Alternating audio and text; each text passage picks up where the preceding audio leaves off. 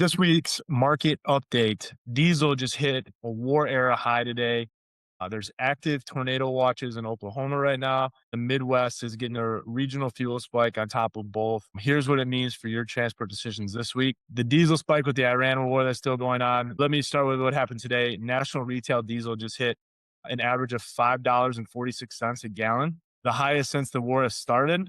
And they're saying the Strait of Hormuz is still closed. Negotiations have stalled. Crude oil climbing right back up. I would say before you post anything this week, pull the AHX market estimate tool for a current rate on your specific lane. Price intelligently based on those fuel spikes. Now to talk about the weather. Over the last few weeks, we've talked about how the Midwest is getting crushed by flooding. The Central Plains, Illinois, Kansas, Missouri, Nebraska, they went up to about 85 total alerts.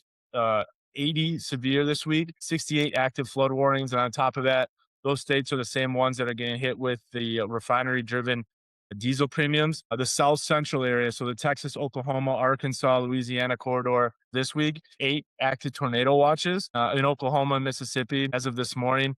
If you have a carrier en route to these states, open your ELD dashboard before assuming anything about when that vehicle is going to actually arrive, so you'll know exactly where that carrier is at. For the next category, I really want to talk about some industry context and what this means for you financially. What I just saw on Car Dealership Guy, Automotive News is showing that the average marketed vehicle price right now is around 51,000, just slightly above, up about $1,000 year over year of the average vehicle. And at this point, a per vehicle unit carrying a cost of delayed transport, $8 to $10 a day or more.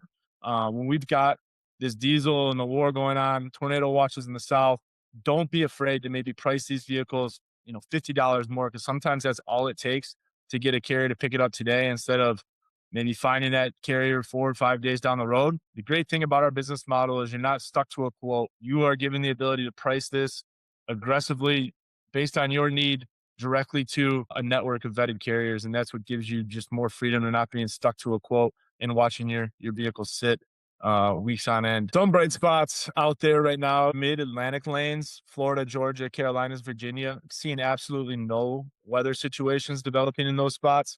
However, we still are getting a little bit of snowbird season. I would say that would probably go on for the next month. Coming out of those vacation states, 3 things really that I would focus on this week is use our market estimate tool to get a good idea of what a lane may cost.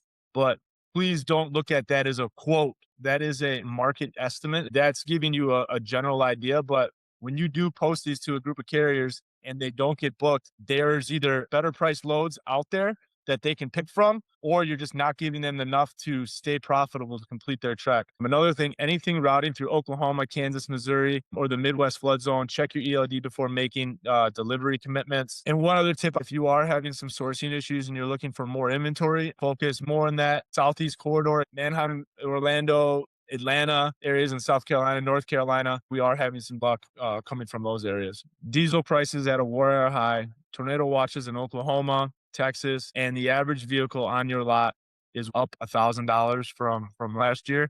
And then every transport decision this week has higher stakes than it did last week. Let us know if you're having issues moving any of your vehicles out there. We'll give you full access to our platform that gives you our market estimates and then gives you a freedom to adjust your prices accordingly based on the carrier's demand in those areas you're trying to move units out of.